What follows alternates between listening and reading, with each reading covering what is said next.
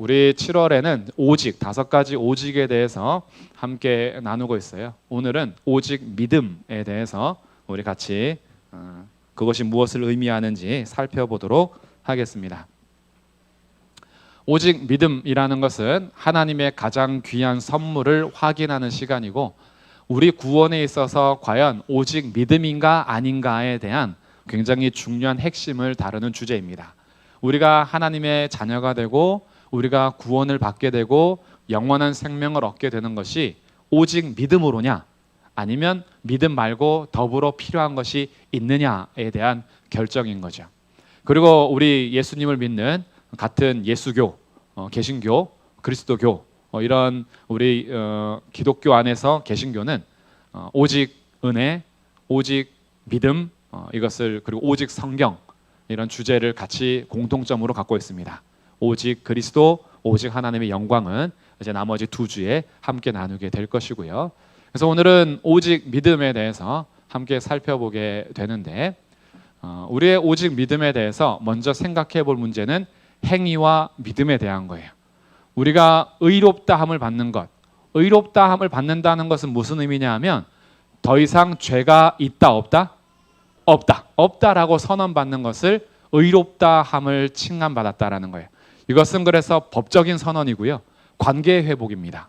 그래서 법정에서 너는 더 이상 죄인이 아니라 의인으로 인정하고, 그 의인으로 인정한다라는 것은 단지 죄가 사라진 것만을 의미하는 것이 아니라 깨졌던 하나님과의 관계가 회복되는, 그것을 의미하는 것이 의롭다함을 얻는 거예요.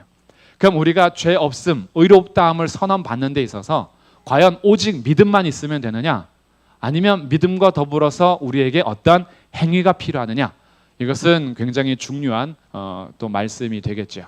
그래서 먼저 디도서 3장 5절에 보면 우리를 구원하시되 우리가 행한 바 의로운 행위로 말미암지 않고 오직 그의 긍휼하심을 따라 되었다 그래요. 우리의 행위로 되지 않고 의로운 행위로 말미암지 않고 오직 그의 긍휼하심을 따라 되었다 그래요. 여기에 대해서 갈라디아서 2장 16절, 사람이 의롭게 되는 것은 율법의 행위로 말미암음이 아니요 오직 예수 그리스도를 믿음으로 말미암는 줄 알므로 우리도 그리스도 예수를 믿는다. 율법의 행위로서는 의롭다함을 얻을 육체가 없느니라, 이렇게 선언합니다. 율법의 행위를 가지고는 아무도 의롭다함을 받을 육체가 없다. 의롭다함을 받는 유일한 길은 오직 예수 그리스도를 믿음으로 말미암아 된다라는 것이 성경에서 통일적으로 우리에게 가르쳐주는 핵심 말씀입니다. 빌립보서 3장에서도 그러는데요, 이 빌립보서 3장 말씀을 한번 같이 찾아볼게요. 자, 빌립보서 3장은 전후의 맥락이 조금 중요합니다. 하나님 말씀 빌립보서 3장.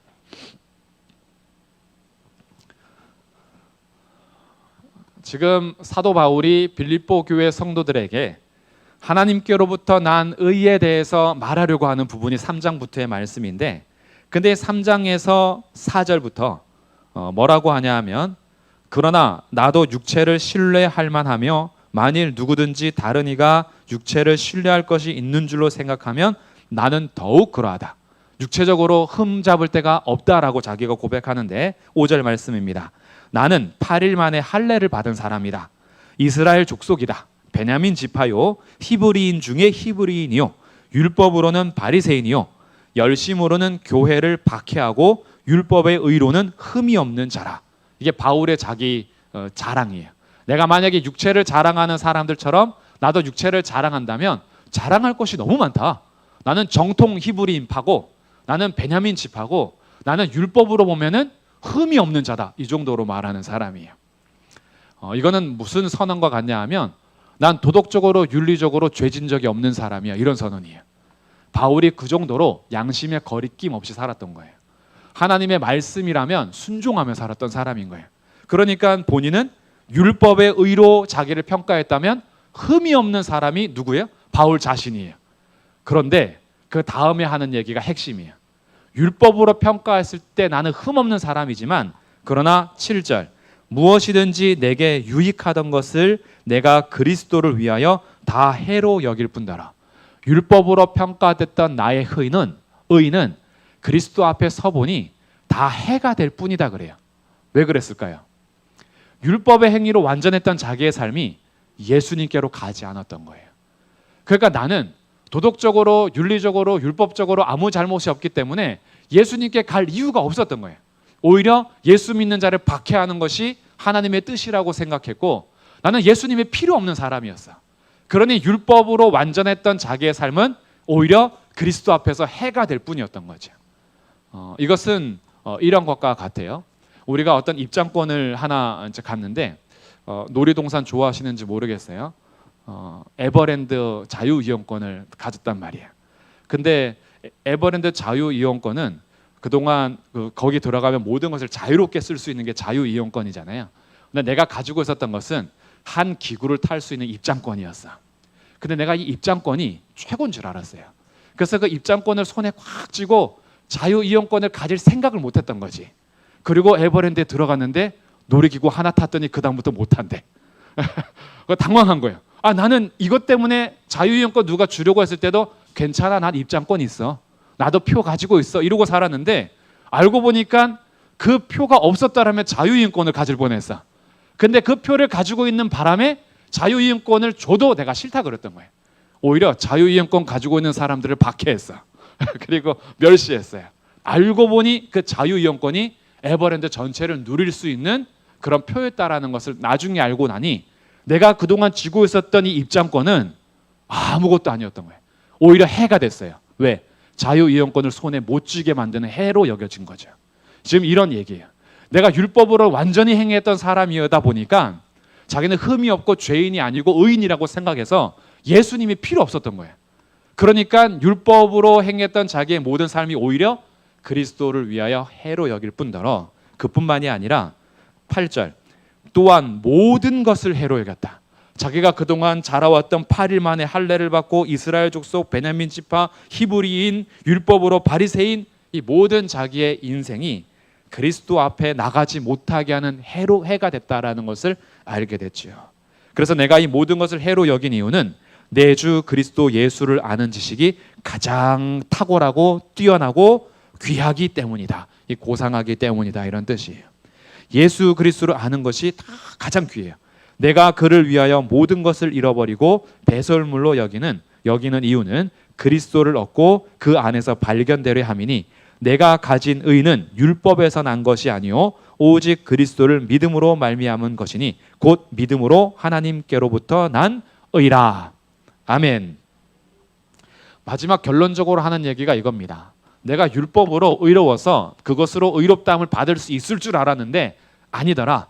율법의 의로는 하나님께로부터 의롭다함을 받을 육체가 아무도 없고, 내가 지금 옳다라고 인정받는 의는 오직 예수 그리스도를 믿음으로 말미암음이다라는 거예요.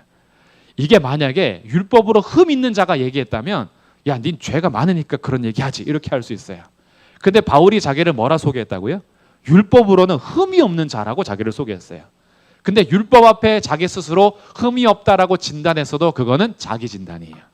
사실은 율법에서 가르치는 바, 하나님께서 약속하신 언약 안에 들어오지 않는다면, 다른 말로 그리스도 예수를 믿어야 된다라는 하나님의 법 안에서 그가 예수님을 믿지 않는다면, 껍데기로는 율법의 행위로 아무 흠이 없다라고 생각했던 자기의 진단도 사실은 100점짜리인 줄 알았는데 빵점짜리였던 거예요. 진짜 점수는, 율법의 완전한 의는 예수님을 믿어야지만 의류가 의롭게 된다라는 하나님의 뜻이 있었던 거죠. 그러니 바울은 자기 겉모습에 100점짜리였지 보니까 마이너스 100점짜리였어. 오히려 내가 100점인 줄 알고 예수님이 필요 없다라고 생각했으니까. 그러니까 이 율법으로 말미암아 의롭다함을 얻을 육체는 아무도 없고, 우리가 의롭다함을 받는 것은 오직 예수 그리스도를 믿음으로 말미암는 것이다 라는 것이 빌립보서 3장의 말씀이에요. 그래서 나오는 이 말이 이신칭의라는 말입니다. 이신칭의라는 말은 성경에서 직접 나오는 단어는 아니에요. 성경에 있는 이 문장을 그냥 한자로 이렇게 만든 거죠. 그래서 이신칭의, 믿음으로써 의롭다 칭함을 받는다. 이게 성경에 나오는 오직 예수 그리스도를 믿음으로 말미암아 의롭다함을 얻는다. 이것을 한자로 이신칭의라고 하는 거예요. 그러니까 우리가 오늘 결론적으로 믿음과 행위에 대해서 살펴볼 첫 번째 결론은 우리가 의롭다함을 얻음에 있어서 율법의 행위가 도움이 되는 것이 아니라 우리의 의로움은 오직 무엇으로 되는 거예요? 믿음으로 된다. 이것이 오직 믿음에 대한 주제입니다. 그래서 오직 믿음으로서만 우리가 의롭다함을 받는데, 그러면 질문이 생기죠. 믿음이라는 것이 뭔가 이거예요. 믿음으로 의롭다함을 받는다면 믿음이 너무 중요한 거예요. 제가 언젠가 말씀드린 적이 있는데 어떤 분이 믿음 하도 강조해가지고 자기는 그냥 믿음이라는 것만 있으면 되는 줄 알았대요. 그래서 부처님을 믿는 사람은 부처님 믿는 믿음으로 의롭다함을 받고 알라를 믿는 사람은 알라를 믿는 믿음으로 의롭다함을 받고 예수 믿는 사람은 예수님을 믿음으로 말미암아 구원을 받는다. 이렇게 해서 믿음이 없어서 문제지 믿음만 있으면 대상이 상관없다라고 생각했대요. 근데 나는 그 중에서 예수님을 믿는 사람이고 그러니까 믿음이 무엇이냐라는 것은 굉장히 중요해지는데 그것이 다음 주에 살펴볼 믿음의 대상인 그리스도에 대한 거예요. 근데 오늘은 그리스도에 대한 것은 다음 주에 나눌 거니까 그리스도를 믿는 믿음 중에서도 진짜 믿음이냐 가짜 믿음이냐 이거 중요하겠죠. 내가 그리스도 예수를 믿는 것에 있어서 내 믿음이 진짜냐 가짜냐 이거 너무나 중요한 진단이 될 거예요. 그래서 오늘은 이 두 번째는 믿음이 무엇이냐 진짜이냐 가짜이냐라는 걸 볼 텐데 먼저 가짜 믿음을 한번 살펴볼게요. 가짜 믿음은 표면적인 믿음이라고 불릴 수 있는 거예요. 겉모습만 믿음이다 이거죠. 겉으로 보기에는 믿음인데 속에 알맹이가 없는 것, 이것을 표면적 믿음이라고 하는데 표면적 믿음에 대해서는 이렇게 정리할 수 있어요. 성경에서 말하는 교리, 성경에서 정의한 명제, 성경에서 고백하는 신조에 대해서 지적으로는 동의해요. 머리로는 다 동의하는 거죠. 그래서 여기서 나오는 말씀에 대해서 교리와 명제와 신조들을 내가 머리로 동의합니다.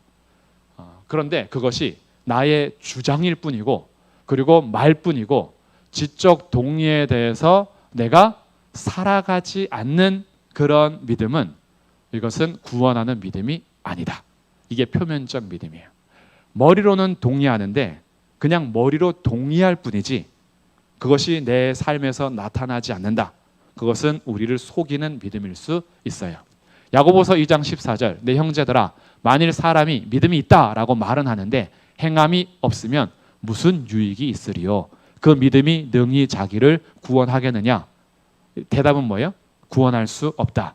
행함이 없는 믿음은 무슨 믿음이라 그래요? 죽은 믿음이다. 지금 죽은 믿음이 믿음인가요? 아니라는 거예요. 죽은 믿음은 믿음이 아니다. 그럼 우리가 구원받는 것은 오직 믿음으로 구원받는데 죽은 믿음은 믿음이 아니니까 그 구원할 수 없는 거예요. 그러니까 우리의 믿음이 진짜인가 가짜인가 굉장히 중요하겠죠. 그리고 표면적인 믿음에서 나타나는 또 우리가 살펴봐야 하는 것은 네 가지 밭에 대한 건데 믿음이 있는 것 같은데 결함이 있어요. 그 결함이 우리 네 가지 비유에서 밭에서 길가밭이 있고 돌밭이 있고 가시떨기 밭이 있고 좋은 밭이 있습니다. 이 네 가지 밭에 똑같이 씨가 뿌려지는데 길가에 뿌려진 씨는 새들이 와서 먹어버려요. 그러니까 열매를 못 맺는 거죠. 돌밭에 뿌려진 마음은 그때는 믿음이 있는 것 같았어. 그런데 이 말씀으로 인한 환란이 오니까 어떻게 해요? 뿌리가 마르고 뽑혀버리는 거예요. 말씀으로 인해서 환란이 오니까 포기하는 거예요. 이거는 처음에 믿음이 있는 것 같았지만 아니었다라는 것이 드러나는 거예요. 결과적으로. 세 번째는 가시떨기에 떨어졌는데 잘 자라는 것 같았는데 세상에 대한 염려와 재물에 대한 유혹과 여러 가지 세상의 것들 때문에 그것을 포기해요. 뿌리를 더 이상 내리지 않아요. 그리고 결실을 하지 못하게 되는 거죠. 그러니까 출발은 같을 수 있어요. 출발은 똑같이 믿음의 말씀을 듣고 복음을 듣고 출발할 수 있는데 결과적으로 보니까 열매 맺는 밭은 하나밖에 없어요. 좋은 밭에 뿌려진 것만 열매를 맺더라. 그럼 여기에서 결론적으로 무엇이 진짜 믿음이었냐 하면 좋은 밭이 진짜 믿음을 가진 자였던 거죠. 이 좋은 밭은 말씀으로 인해서 환란이 오면 넘어질 때가 있어요. 그리고 때로는 재물의 유혹과 세상의 염려 때문에 흔들릴 때가 있어요. 그런데도 하나님의 말씀 안에서 꼭 붙어서 인내합니다. 오래 참아요. 견뎌요. 결국 거기에서 열매가 맺혀요. 그러니 진짜 믿음은 포기하지 않는 인내를 가지고 있다라는 것을 알게 돼요. 우리가 믿음 생활하다 보면 내 마음이 길가 같을 때가 있어요. 말씀이 들어와도 튕겨낼 때가 있어요. 그리고 때로는 우리의 마음이 돌박 같을 때도 있어요. 말씀 들을 때야 너무 좋았는데 말씀대로 살려고 하니까 너무 힘든 거예요. 그래서 뒤돌아서고 싶을 때도 많아요. 그리고 우리가 믿음을 가지고 있다라고 해서 세상의 염려와 재물에 대한 유혹이 없겠습니까? 돈 많으면 좋잖아요. 그리고 돈 많이 준다 그러면 거기에 솔깃하고, 그러다 보니까 우리들은 항상 물질적인 것에 참된 자유를 누리기는 굉장히 힘든 세상을 살아갑니다. 그래서 믿음이 있지만 흔들릴 때도 많아요. 그런데 결과적으로 보면 흔들리고 넘어질 때는 있는데 끝까지 믿음을 포기하지 않더라. 이게 주님이 붙들어주는 진짜 믿음인 거예요. 우리 권사님들 흔들릴 때 많았죠. 믿음 생활하면서 지금까지 한 번도 흔들리지 않은 적 있습니까? 그분은 살아계신 분이 아니에요. 우리 그런 거였어요. 꽃도요, 이렇게 바람에 흔들리면서 살지만 흔들리는 건 어쩔 수 없어요. 근데 그 꽃이 꽃을 피고 열매를 맺는 것은요, 뿌리가 그대로 뻗치고 있는 거예요. 우리의 삶에서 우리의 삶이 흔들릴 수는 있어요. 근데 우리의 예수님을 향한 믿음이 포기가 될 것 같은데 포기가 안 돼요. 결국은 돌아와요. 때로는 두 손 들고 돌아오고, 때로는 통곡하며 돌아오고, 때로는 어이구 이러면서 내가 벗어날 수 없지 이러고 돌아와요. 근데 결국은 돌아와요. 그게 인내로 결실하는 참된 믿음인 거죠. 그래서 진짜 믿음에는 특징들이 있는데, 첫 번째는 구원하는 믿음에 대해서 지금부터는 진짜 믿음이에요. 진짜 믿음은 열매로 알 수 있는데 그 열매의 첫 번째가 영접함입니다. 영접함. 요한복음 1장 12절, 영접하는 자 곧 그 이름을 믿는 자들에게는 하나님의 자녀가 되는 권세를 주셨다. 영접한다라는 것은 이렇게 모시는 거예요. 그러니까 내가 예수님에 대한 이야기를 머리로만 독려하는 것이 아니라 그분을 내 마음으로 모셔드리는 거예요. 이것을 믿음이라고 하는 겁니다. 예수님이 나의 참된 구원자시고 예수님이 나의 왕이시고 예수님이 나의 주인이심을 영접하는 거예요. 그래서 예수님은 믿을 때 이렇게 하는 거죠. 주인님 오셨습니까? 램프를 이렇게 열면은 램프에서 요정이 이렇게 쭉 튀어나오죠. 램프의 요정. 그리고 램프 요정이 힘이 엄청 세고 소원도 들어주는데 램프를 가진 자가 주인이에요. 그러다 보니까 자기가 아무리 능력이 많아도 램프를 가진 자에게 주인님 무엇을 원하십니까? 세 가지 소원을 말씀하시죠. 이러면서 요청하는 거예요. 주인이 누구인지 영접하는 거예요. 우리가 예수님을 영접한다는 것은 예수님이 나의 주인이심을 받아들이는 거예요. 이게 믿음인 겁니다. 두 번째, 구원하는 믿음은 순종함으로 열매가 나타납니다. 요한복음 3장 36절에 보면 아들을 믿는 자에게는 영생이 있어요. 아들을 믿는 자에게 영원한 생명이 있대요. 근데 이 믿음과 뭘 연결하냐 하면 아들에게 순종하지 아니하는 자는 영생을 보지 못하고 도리어 하나님의 진노가 그 위에 머물러 있다. 믿는 자는 영생을 얻었는데 믿지 않는 자는 영생을 보지 못한다. 이렇게 안 하고 믿는 자는 영생을 얻는데 순종하지 않는 자는 영생을 보지 못한대요. 그러니까 믿음과 순종을 같은 선상에 놓은 겁니다. 참된 믿음은 예수님께 순종합니다. 이것이 제가 말씀드린 대로 흔들린 적이 한 번도 없다거나 나는 100% 순종했어 이런 게 아니에요. 우리의 마음이 순종해야 되는 것에 있어서 인정하고 어떻게 해서 순종하려고 했지만 넘어질 때가 있어요. 그리고 때로는 반항 심리가 있죠. 믿음도 사춘기가 있는 것 같아요. 갱년기도 있고 그래서 괜히 그 거부해. 예수님이 사랑 얘기만 들으면 옛날에는 너무 뜨겁고 감사했는데 예수님 사랑 얘기 들으면 괜히 열받아. 또 예수님이 당신에게 베풀어 준 은혜가 귀합니다라고 하면 그 은혜 때문에 너무 감사했는데 어떨 때는 그 은혜 자체가 요나처럼 짜증나. 이럴 때가 있어요, 우리가. 근데 그것이 순종 안 하는 건 아니에요.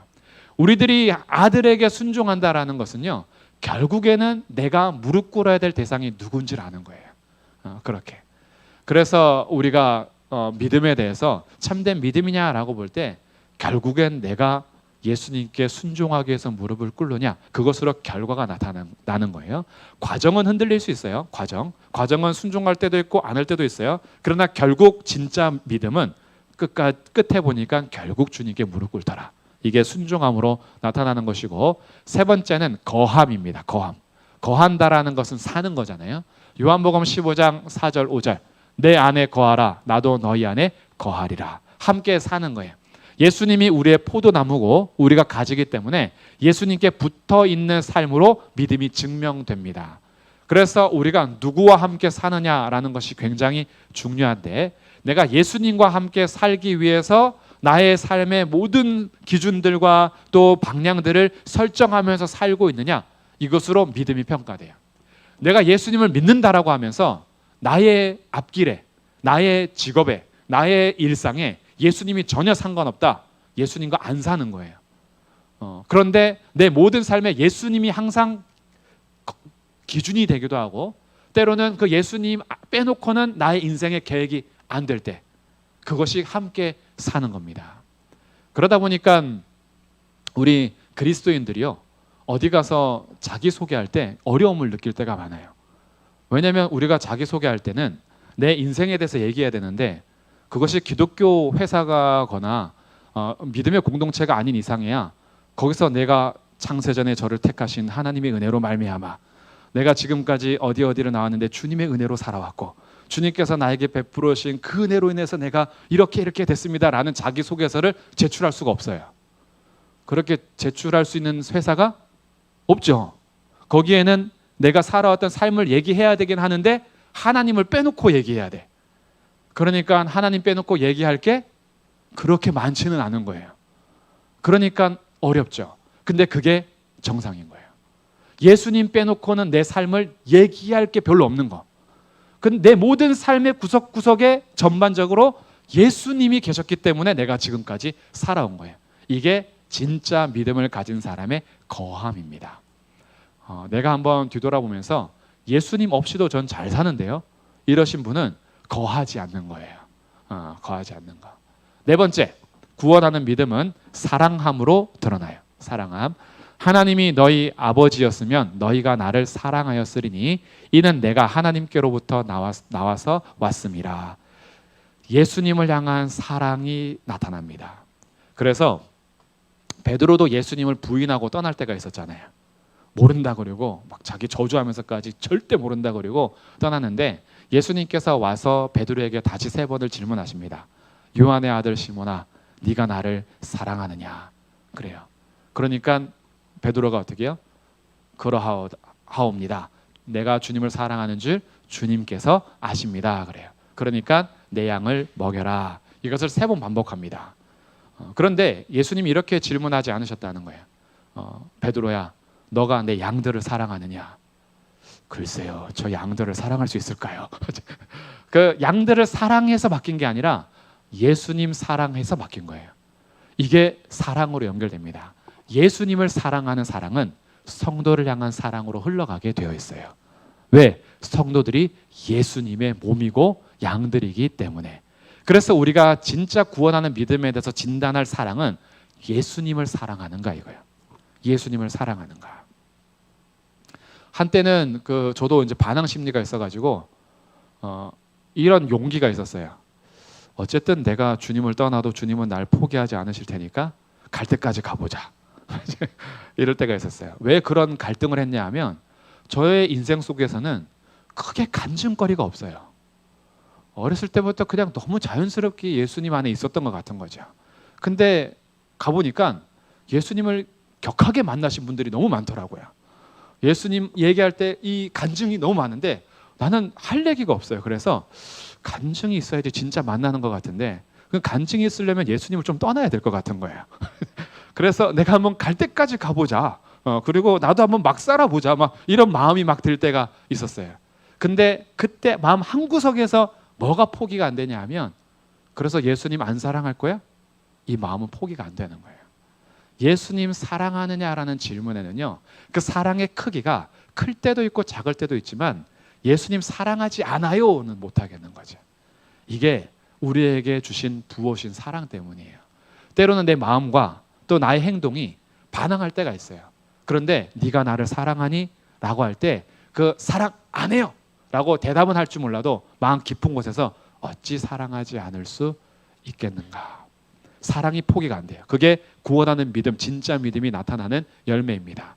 마지막 다섯 번째 구원하는 믿음의 열매는요, 결국에는 예수님을 따라갑니다. 왜냐하면 예수님이 나의 목자시기 때문이에요. 이것은 소속을 밝혀주는 건데, 목자가 양들을 부를 때 그 자기 양들은 목자의 음성을 알기 때문에 다 따라옵니다. 근데 그 목자의 양이 아닌 다른 소속의 양들은 따라오지 않겠죠. 그래서 진짜 믿음을 가진 사람들은 결국에는 예수님을 따라갑니다. 이것이 구원하는 참 믿음이에요. 그래서 우리들에게 있어서 진짜 믿음은 단지 머리로 동의해서 맞아라고 하는 것이 아니라, 그 믿음은 열매로 드러나는데, 그 열매로 드러나는 것이 영접하는 것이고 순종하는 것이고 함께 사는 것이고 사랑하는 것이고 예수님을 결국에는 따라가는 거예요. 그래서 우리의 사랑과 은혜에 대한 찬송들이 그렇게 마음을 뜨겁게 하는 겁니다. 사랑합니다 나의 예수님, 사랑합니다 아주 많이요. 이 고백이 그냥 그것뿐인 거예요. 충분한 거예요. 예수님을 사랑한다는 그 사랑 안에서 때로는 자기 인생을 겁니다. 예수님이 날 사랑한다는 그 사실로 인해서 자기의 생명을 걸고 따라가기도 합니다. 내가 살아가는 모든 기준이 예수님이 사랑하는 그 사랑 안에서 내가 예수님을 영접하고 그분 앞에 순종하면서 달려가요.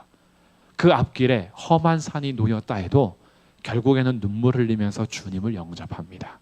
주님을 따라가죠. 이것이 구원받는 참 믿음의 우리 열매들인 거예요. 그래서 우리들이 오직 믿음으로 말미암아 구원을 받게 되는데, 믿음은 단지 머릿속의 동의가 아니라 살아있고 숨쉬며 활동하는 실제입니다. 믿음은요, 그냥 단어가 아니에요. 믿음은 그냥 글자가 아닙니다. 믿음은 우리 안에서 살아서 숨쉬고 역사합니다. 그래서 믿음으로 인해서 우리를 살게 하고요, 믿음으로 인해서 우리를 이기게 하고요, 믿음 때문에 걸어가게 합니다. 믿음은 실제로 살아있어서 활동하는 거예요. 철학적인 동의가 아니에요. 믿음은 실제로 우리의 심령을 움직입니다. 믿음은 우리의 마음을 움직여서 하나님을 사랑하게 하고, 믿음은 결국 예수님을 따라가게 해요. 여기에 대해서 알게 되는 거예요. 내가 진짜 예수님을 믿는지 안 믿는지를 알게 되는 겁니다. 역동적이고요, 강력하고 우리의 삶을 변화시킵니다. 그래서 내가 붙어 있어야지 라고 결심해도 넘어질 때가 있는데, 그런 것 위에 주님이 결국 우리를 뗄래야 뗄 수 없는 사랑으로 꽉 붙잡아 주세요. 그래서 이것을 오직 은혜라 그러는 것이고, 우리가 구원받는 것에 있어서는 살아있는 믿음인 오직 믿음으로만 구원을 받는다라는 것을 확인하게 됩니다. 요약 정리하면, 칭의, 우리가 의롭다 칭함을 받는 선언은 오직 믿음으로만 가능합니다. 믿음 외에 우리가 어떤 행위를 더할 것이 없어요. 예수님을 믿는 믿음으로만 우리가 의롭다 칭함을 받게 됩니다. 하지만 이것은 생명 없는 죽은 믿음도 칭의를 보장해 주는 것이라는 것이 아니에요. 죽은 믿음은 칭의를 보장하지 않습니다. 살아있는 믿음만이 우리가 의롭다함을 칭함에 있어서 효력을 발휘하게 되는 거죠. 그럼 참된 믿음이 무엇이냐? 참된 믿음은 우리의 행동으로 이어지고 변화된 삶으로 귀결됩니다. 그렇게 봤을 때 참된 믿음이라는 것이 드러나는 거죠. 우리는 이것을 굳이 나눠서 생각하지 않아도 될 것 같아요. 내가 사랑하는 사람이면 함께하고 싶습니다. 내가 신뢰하는 사람이면 그 사람 말을 듣습니다. 내가 진짜 그 사람 믿으면요, 어디를 가자 한들 맡기고 갈 수 있습니다. 그런데 머릿속으로만 동의하는 사람들은 행동이 안 나오죠. 머릿속으로 저 사람 사랑한다라고 동의하고, 머릿속으로 내가 이 사람 신뢰한다라고 동의는 해도 마음으로 진짜 그것을 신뢰하거나 사랑하지 않으면 어디든지 함께 못 가죠. 그 사람이 하자 그러면 의심이 생기죠. 내가 머릿속으로 믿는다 아무리 되뇌어도 실제의 믿음이 아니면 그 사람과 끝까지 함께 갈 수 없습니다. 그러니 믿음은 행동으로 연결되고 삶으로 귀결될 수밖에 없어요. 우리가 예수님을 나의 구주로 믿고 나의 왕과 주인으로 실제로 믿는 구원하는 믿음은 결국 예수님과 동행하게 하고, 예수님을 따라가게 하고, 예수님을 사랑하게 하고, 예수님을 영접하여서 그분과 함께 살게 합니다. 그래서 우리의 삶을 뒤돌아보면 내 믿음이 진짜인지 가짜인지 진단할 수 있어요. 다른 사람이 볼 때에는 평가가 를 함부로 할 수 없죠. 다른 사람이 그 사람의 믿음에 대해서 저거 진짜야 가짜 이렇게 평가할 수는 없어요. 근데 나는 알아요. 내 믿음이 진짜인지 가짜인지. 이것은 내가 일생 가운데 확인해야 될 문제예요. 그냥 겉으로 사람들이 너 믿는 거야 그냥 확신해 이런 말 가지고 내가 확신하면 안 돼요. 진짜는 압니다. 다른 사람은 몰라도 나는 알아야 돼요. 왜냐하면 진짜 확신의 믿음은 성령께서 그 믿음을 깨달아 알게 해주시기 때문에 나는 알아야 되는 거예요. 다른 사람들이 나를 향해서 너 믿음은 가짜야 라고 아무리 말해도 나는 알아야 돼요. 내가 진짜 예수님을 믿고 있는 것인지 나는 알아야죠. 다른 사람들의 믿음을 그래서 우리는 함부로 평가할 수는 없어요. 이 간단하게 요약한 5가지의 열매를 가지고 보니까 넌 아니다 이렇게 함부로 평가할 수 없어요. 이 진단은 내가 해야 되는 거예요. 내가 하나님 앞에서 진짜 나는 예수 그리스도를 믿고 있는가? 왜? 오직 믿음으로만 말미암아 의롭다함을 받는데 이 믿음이 가짜면 나에게는 의롭다함을 얻을 방법이 없어요. 믿음이 없는데 아무리 주의를 지키고 믿음이 없는데 아무리 헌금을 많이 하고 믿음이 없는데 아무리 봉사를 많이 해도 그것이 우리를 의롭다 하지 않습니다. 우리가 의롭다함을 얻는 유일한 방법은 오직 예수 그리스도를 진짜 믿는 믿음으로만 가능합니다. 그래서 이것은 내가 평생에 풀어가야 할 숙제고 나에게 주신 믿음이 확신됐을 때에는 더 이상 흔들리지 않으셔도 돼요. 삶은 흔들리겠지만 그 믿음의 뿌리는 흔들리지 않으셔도 돼요. 왜? 이 믿음은 내가 만들어낸 것이 아니라 지난주 말씀처럼 하나님께서 은혜로 우리에게 주신 것이기 때문에 하나님께서 주신 믿음은요 나의 흔들림과 상관없이 결코 흔들리지 않는 믿음으로 우리를 붙잡아 주시기 때문입니다. 그래서 이 믿음 안에서 우리가 확신하며 살 수 있는 것이고 믿음을 찬양하며 살아갈 수 있는 거지요. 그래서 우리 오직 성경, 오직 은혜, 오직 믿음 이 3번의 주제까지 왔는데 우리에게 믿음을 주셔서 의롭다 하시고 하나님의 자녀 삼아 주신 하나님의 그 은혜와 그 은혜로 인해서 우리에게 주신 믿음을 평생 우리가 잘 지키고 인내하고 또 주님 안에 거하시면서 결국에는 우리를 이미 구원하신 하나님을 찬양할 뿐 아니라 구원의 모든 끝에서 우리 주님과 함께 영원토록 찬송하며 예배하며 살아가는 우리 귀한 교회가 되기를 주님의 이름으로 축복합니다. 아멘. 이 시간 우리 주님 앞에 같이 한번 기도하시면 좋겠습니다.